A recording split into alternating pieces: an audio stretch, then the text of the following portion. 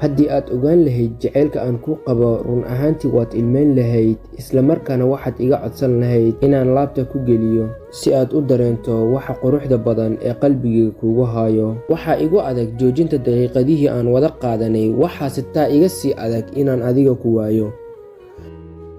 Runtii xusuusteyda iyo maskaxdeyda ayaad meel adag kaga degan tahay.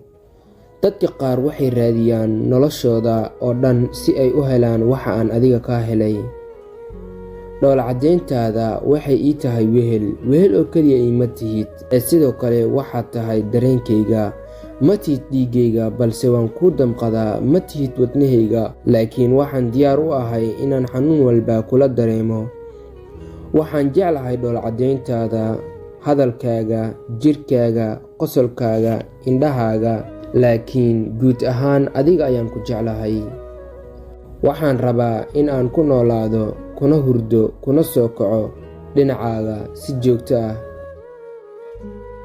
Fariintani waxay ku socotaa qoftii aan jeclaaday ee aan u qaaday jacayl aan xad lahayn, qoftii qalbigayga guri ka samaysatay, jacaylkeedana ka dhigtay mid laabtayda suran. Waan ku jeclahay.